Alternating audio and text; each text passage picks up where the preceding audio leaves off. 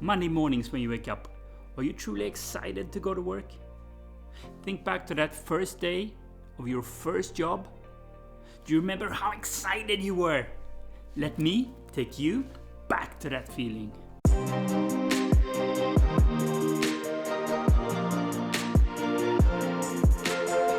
We've all felt it at some point in our careers. We're stuck in a job that we're not that excited about. And a true change of direction can be hard to swing and takes a lot of courage. I've done this a few times in my career, and I'll tell you about this one time later that almost drowned me. Of course, there's a lot of philosophies out there. I'll talk about the ones that helped propel me through my life and my career. Everything might not help you, of course, but hopefully it'll give you some perspective and ideas. I want to make sure I add value to you who want to grow, who want to develop and pursue that dream job of yours. Let me just grab a cup of coffee and we can get into this week's subject, pursuing that dream job of yours.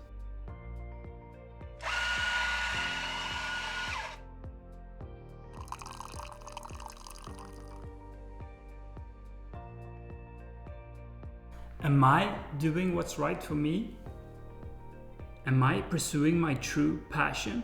Believe me, you wouldn't be asking yourself those questions if you were truly happy and truly engaged in your current role. Having a job where you're just excited about a new work week, that's where you want to be. That's where you will find true happiness. And true happiness, that's the thing you want to pursue. Before I share how you can best pivot your career, let's take a little bit of time to reflect on a few things. So I have 6 things you want to reflect about. Number 1, if you're gonna pivot careers, make sure you do it for you and not for appearances or other external motivators. This effort will only be worth it if you truly want to do this change. Number 2, understand that this will be a lot of work for you. So again, make sure you do it for you, because this is going to be so much easier if you're passionate about the thing you want to do. Number 3, there is a big chance that you will be very uncomfortable for a while.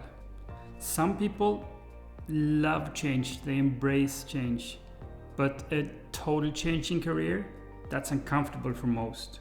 But 100% waking up every morning feeling happy and engaged farly outweighs feeling trapped or disengaged or having a lower salary for a while. Number 4, understand that a change may result in lower salary for a while. So make sure it's financially viable for you right now to do this. Number 5, make sure that your new role and your new employer matches your own personal values. If you haven't figured out your personal values yet, make sure you do. It will make every decision way easier. And finally, you need to be willing to play the long game. There are no shortcuts. Armed with having thought this through, you can make your career decisions more wisely. There are 2 ways to go about career change. Try and learn, know and switch.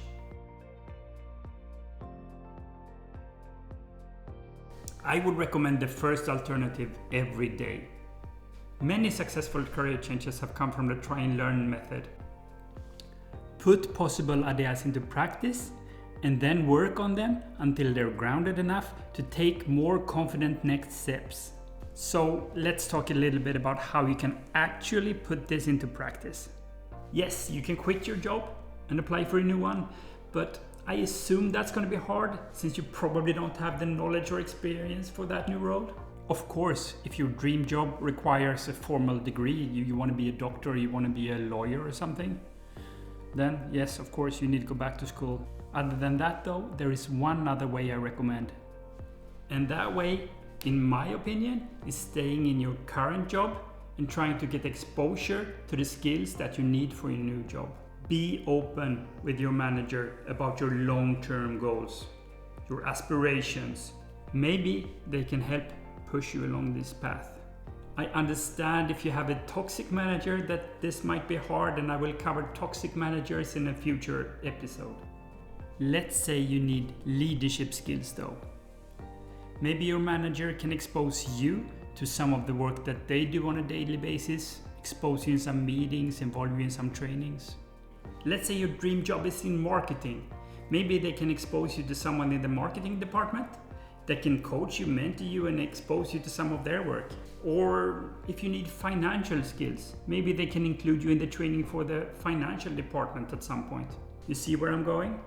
There are more than likely opportunities within your current company to start growing towards your next role or your next job.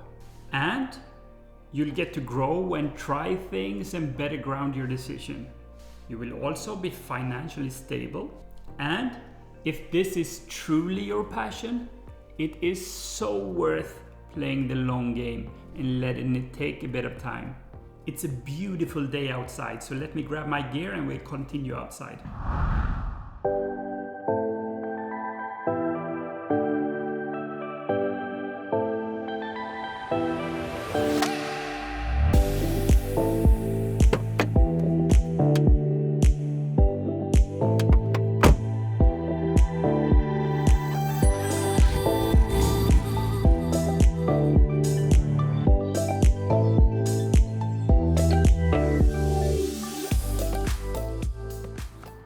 Okay, so I promised to tell you about this one time when I almost drowned changing jobs. It was roughly 7 years ago. So I was helping set up this BI department at a massive company. And after a few years, I didn't feel challenged anymore, and I wasn't excited to come to work anymore. So I decided I needed a big change. And I found this ad from a games company. And I thought, I've always loved video games, so I thought to myself, let's apply. Combination of experience and luck, I guess. I managed to land the job, but for the first 6 months, it was like drinking from the fire hose. I was totally submerged for the first almost, I'd say 3 to 6 months. I didn't understand a word people said in meetings because everybody was talking about splines and stuff.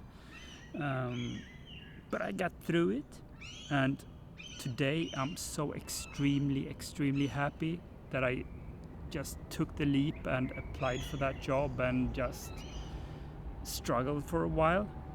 And right now, like every single day, I'm truly excited to go to work. Every Sunday before I go to bed, I'm excited about the new work week. That's all I had for today. I hope you found it useful. Please let me know down in the comments if you have any other topics you'd like me to cover. Otherwise, I'll be back in roughly a week. Thanks everyone. See you in a week.